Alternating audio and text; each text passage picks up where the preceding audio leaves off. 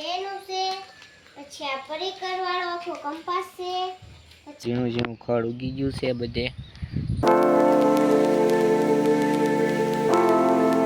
તો રામ રામ બધાને. તો આજના બ્લોગમાં બધાનું સ્વાગત છે. તો અત્યારમાં આપણે બ્લોગ સ્ટાર્ટ કરી દીધો છે ને અત્યારે તમે જુઓ વાતાવરણ એક નંબર થઈ ગયું છે ને અત્યારમાં વાદળ આવ્યા છે. તમે જુઓ સવારમાં ઘડીક તડકો હતો પણ અત્યારે પાછા વાદળા થઈ ગયા છે ને આપણી ભેંસ જોવા મેં અહીંયા બાંધી છે તો આપણે એને સારવા જવાની છે. તો હવે આપણે ભેંને લઈને જઈએ છીએ વાડીમાં. તમે જુઓ તો આપણી ભેંસ અત્યારે જાય છે ઓલપા ને આપણે અહીંયા સારવાની છે. બીજા ઢોરને આપણે આમાં બાંધેલા છે તો એ બધા એને સરે છે ને હવે તમે જુઓ પાછો તડકો થઈ ગયો છે. તમે જુઓ મસ્તીનું ઝીણું ઝીણું ખડ ઉગી ગયું છે અત્યારે. તો મિત્રો અત્યારે હું આવી ગયો છું આંબા ઉપર, કારણ કે તડકો હતો તો આપણે છાંયા આવી આવ્યા છીએ. ને તમે જો આ આંબો છે તો આપણે અત્યારે આંબા ઉપર ચડી ગયા છીએ ને આ સાઈડ જો આપણો પાડો સરે છે ને અહીંયા ભેંસ સરે છે લીંબુ છોડવા. તમે જુઓ તો અત્યારે આપણે આંબા ઉપર બેઠા છીએ. તો હવે આપણે ભેંને લઈને આવ્યા છીએ લીંબુમાં સારવા માટે. તમે જુઓ આપણી ભેંસ રહેશે ને તમે જુઓ આ ઝીણું ઝીણું ખડ ઉગી ગયું છે બધે. તો હવે આપણે ભેંસને લઈને આવ્યા છીએ પાણી પાવા ઘરે. પાણી પી લે પછી આપણે બાંધી દેવી ને અહીંયા આપણે વાસળાને બાંધી દીધો છે. તો મિત્રો હવે આપણે ભેંને બધાને બાંધી દીધા છે લીમડે. તમે જુઓ તો બધાને પાણી પાઈને આપણે બાંધી દીધા છે વાસળીઓને અને ભેંને. તો હવે આપણે બપોરનું જમવા માટે બેસી ગયા છીએ.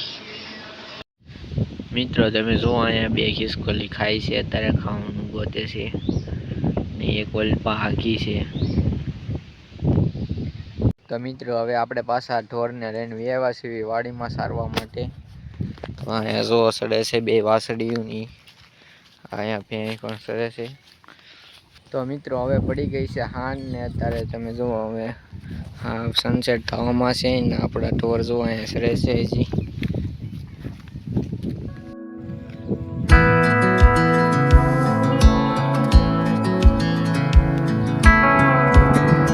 તો મિત્રો માહીબેન હવે આવી ગયા છે નિશાળેથી ઘરે. તમે જુઓ ને બદામ ભેગી કરે છે આ બધી પડી હોય નીચે.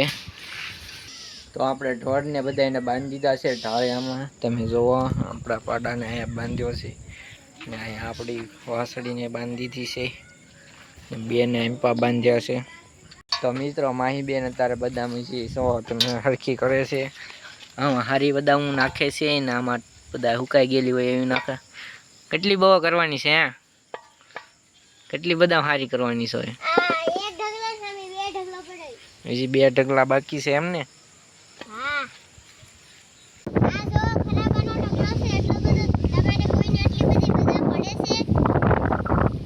તો મિત્રો માહીબેનને એક નિશાળેથી કીટ મળી છે. તમે જોવા તો એ બતાવશે હવે આપણને કીટમાં શું મળ્યું છે. આમાં પેનો મળી છે, જો આ કલર મેકવાનું છે. પછી આપણને એક આ કંપાસ મળી ગયો છે પરિકર સાથે.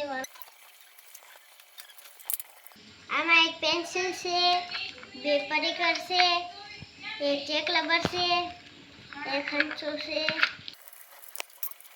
આટલી વસ્તુ આપી છે. જો આ એક કંપાસ છે.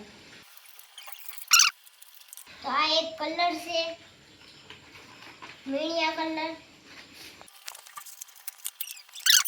આ કલર મેકવાનું છે, આ પેનું છે, પછી આ પરિકર વાળો આખો કંપાસ છે, પછી આ વોટર કલર છે, પછી આ મીડિયા કલર છે અને આ એની થેલી છે.